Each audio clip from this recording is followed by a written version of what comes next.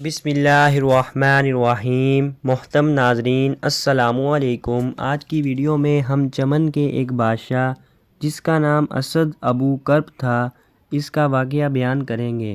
یمن کے بادشاہوں کو تبا کہا جاتا تھا جس کی جمع طبایا ہے، جیسا کہ روم کے بادشاہوں کو قیصر، مصر کے بادشاہوں کو فرعون، ترک کے بادشاہوں کو خاقان اور ایرانی بادشاہوں کو کسری کہا جاتا تھا۔ طباعیہ ایسے بادشاہوں کا ایک سلسلہ تھا جو یمن میں ایک عظیم تہذیب و تمدن اور حکومتی و لشکری تشکیلات کا مالک تھا۔ یہ بادشاہ وہاں پر بڑی شان و شوکت اور عظیم قدرت کے ساتھ رہتے تھے۔ بعض اچھے اور بعض ظالم جابر اور طاغوت تھے۔ انہی میں سے ایک کا نام اسد ابو کرب تھا۔ بعض روایات کے مطابق وہ خود اچھا شخص تھا لیکن اس کی قوم گمراہی و ضلالت میں غرق تھی جو کہ ہلاک اور تباہ ہو گئی تھی۔ اسد ایک مقتدر بادشاہ تھا۔ اس نے اپنی قدرت مند فوج کے ذریعے بہت سے ملکوں کو فتح کیا اور وہاں پر اپنا جھنڈا لہرایا تھا۔ انہی فتوحات میں سے مکہ و مدینہ کو فتح کرنے کی ایک خوبصورت داستان بھی ہے۔ اسد ابو کرب اپنے ملک کو وسیع و عریض کرنے کی غرض سے شہر مدینہ کو فتح کرنے کے لیے مدینہ کے نزدیک آیا اور مدینہ شہر کا محاصرہ کیا۔ اس نے یہودی علماء کے نام پیغام بھیجا کہ میں سرزمین مدینہ کو ویران کرنے والا ہوں تاکہ اس میں ایک بھی یہودی باقی نہ رہے اور وہاں صرف اور صرف عرب کا قانون حاکم ہو۔ یہودیوں کا سب سے بڑا عالم شاہ ملعون وہاں پر تھا۔ اس نے کہا، اے بادشاہ، یہ وہ شہر ہے جو حضرت اسماعیل علیہ السلام کی نسل سے آنے والے پیغمبر کی ہجرت گاہ ہے، جیسا کہ جو مکہ میں پیدا ہوگا۔ پھر پیغمبر اسلام کے کچھ اوصاف بیان کیے تو بس چونکہ اس بارے میں پہلے کچھ جانتا تھا، اس نے کہا پھر میں اس شہر کو ویران کرنے سے گریز کرتا ہوں۔ اسد نے اسو خضر کے بعض قبائل کو حکم دیا کہ وہ اس شہر میں رہیں۔ جب پیغمبر مودود حضرت محمد صلی اللہ علیہ وسلم ظہور کریں، ان کی مدد کرنا اور اپنی اولاد کو بھی اس بارے میں سفارش کرنا، یہاں تک کہ اس نے ان کے نام اپنے ایک خط میں پیغمبر محمود پر ایمان لانے کا اظہار بھی کیا۔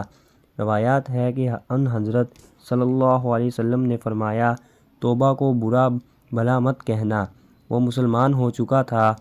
اسد سرزمین مکہ کو فتح کرنے کے لیے اپنا لشکر لے کر مکہ کی طرف روانہ ہوا۔ اس وقت اس کے ہمراہ 4000 دانشور موجود تھے۔ اس نے مکہ کو فتح کیا۔ اب وہ مکہ کو ویران کرنا چاہتا تھا کہ اسے زکام کا سخت مرض لگ گیا۔ اسی بیماری کی وجہ سے اس کے کانوں، اس کی آنکھوں اور ناک سے بدبودار پانی بہنے لگا۔ طبیب اس کے علاج سے عاجز آ گئے اور انہوں نے کہا، یہ آسمانی مرض ہے، اس کا علاج ہماری قدرت سے باہر ہے۔ اگلے دن ایک دانشور مخفیانہ طور پر اسد کے وزیر کے پاس آیا اور کہا، اگر اسد اپنی نیت پاک صاف کر لے تو میں اس کا علاج کرتا ہوں۔ وزیر نے اسد سے اس دانشور عالم کے لیے اجازت حاصل کی۔ وہ اسد کے پاس آیا اور اس سے کہا، تم اس کعبہ کو ویران کرنا چاہتے ہو؟ اس نے کہا، ہاں۔ عالم نے کہا، اس کام سے توبہ کرو، دنیا و آخرت کی بھلائی تمہیں نصیب ہوگی۔ اسد نے توبہ کر لی تو اتفاق سے اس مرض سے شفا یاب ہو گیا۔ وجہ سے خدا اور حضرت ابراہیم خلیل علیہ السلام پر ایمان لے آیا۔ نہ صرف یہ کہ اس نے کعبہ کی بے حرمتی نہ کی بلکہ کعبہ کو ڈھانپنے کے لیے 7 قسم کے بڑے بڑے کپڑے مہیا کیے اور خانہ کعبہ پر چڑھائے۔ اس اعتبار سے وہ پہلا شخص تھا جس نے خانہ کعبہ کے لیے پردے بنائے۔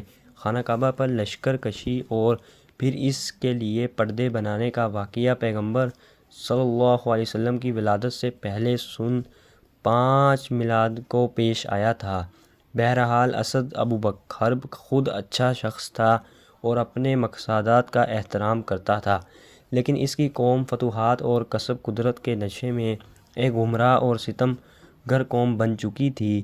اسی وجہ سے اللہ تعالیٰ نے انہیں کفیر قرارداد تک پہنچایا اور ان لوگوں کو قدرت و شکوت کو مٹی میں ملا دیا، جیسا کہ سورہ دخان کی آیت نمبر 37 میں ارشاد ہوا ہے، بھلا یہ لوگ بہتر ہیں یا قوم توبہ اور ان سے پہلے والے افراد جنہیں ہم نے اس لیے تباہ کر دیا کہ یہ سب مجرم تھے۔ سورہ قاف نے آیت نمبر 14 میں قوم تباہ کا تعارف اصفیاف میں رسولوں کی تکذیب کرنے والوں کے عنوان سے کرایا ہے کہ جو سخت عذاب کی وجہ سے ہلاک و نابود ہو گئے تھے۔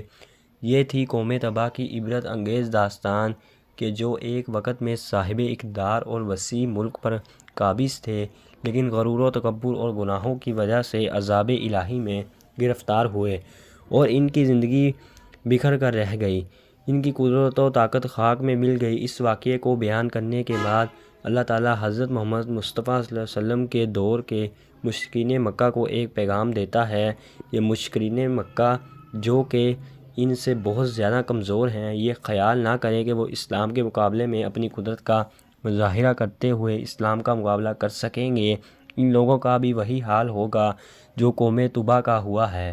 البتہ یہ بہت کم ہے کہ ایک قوم کا رئیس نیک ہو لیکن اس کی قوم بری ہو، اور خداوند متعال نے اس قوم کی سرزنش کرتے ہوئے اس کا تعارف ہلاک ہونے والوں کے عنوان سے کرایا ہے۔ اگر آپ کو ہماری آج کی ویڈیو اچھی لگی ہو تو ہماری ویڈیو کو لائک کرنا اور چینل کو سبسکرائب کرنا۔ ایسی مزید انفارمیٹیو ویڈیو دیکھنے کے لیے ہمارے چینل کو سبسکرائب کریں اور بیل آئیکن کو آن کر لیں۔ اللہ حافظ۔